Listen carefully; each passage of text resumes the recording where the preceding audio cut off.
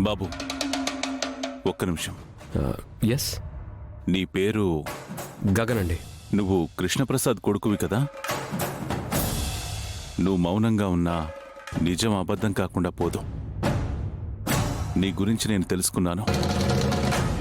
మన జీవితంలో కొన్ని నష్టాలు రావచ్చు, కొన్ని కష్టాలు రావచ్చు. ఆ నష్టాలు వచ్చాయని కోపంలో ఎదుటి వాళ్ళకి నష్టం చేసేవాడు నా దృష్టిలో అసమర్థుడు.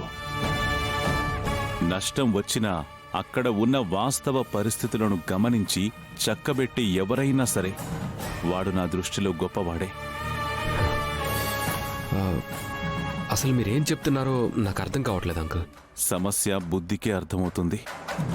వయసులో ఉన్నావు కదా, మనసుకి అర్థం కాదు. వయసులో ఉన్నప్పుడు ఆవేశం ఆలోచన కంటే ముందు నడిపిస్తుంది.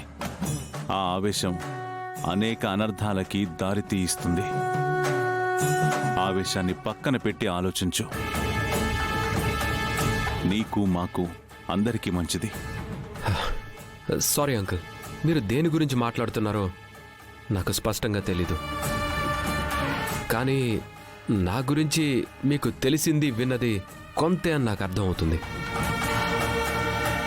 నాలో ఆవేశం ఉండొచ్చు, కానీ ఆ ఆవేశానికి ఒక అర్థం ఉంది.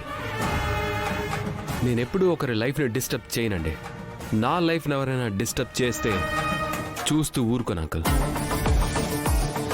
ఎందుకంటే కష్టాల్లో పుట్టి పెరిగిన వాడికి మళ్ళీ అదే కష్టాలు తిరిగిస్తానంటే తీసుకోవడానికి సిద్ధంగా నా మనసు లేదు అంకుల్.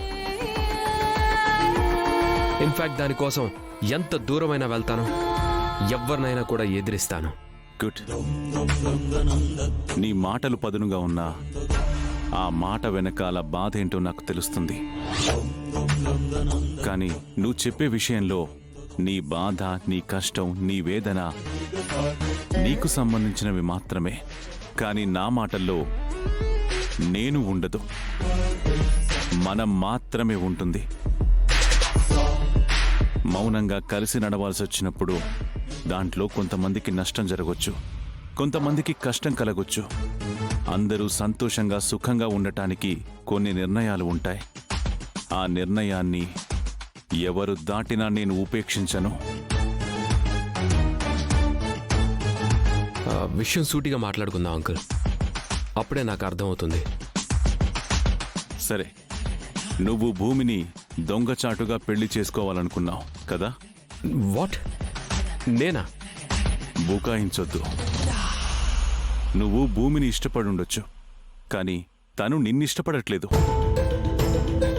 అలాంటప్పుడు ఎలా బలవంతంగా చేసుకుంటావు చెప్పు?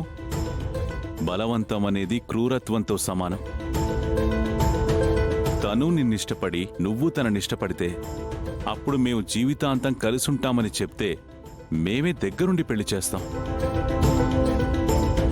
అంతేకాని ఇలా ఎవరికీ చెప్పకుండా చాటుమాటు వ్యవహారాలు నడిపిస్తే మర్యాదగా ఉండదు.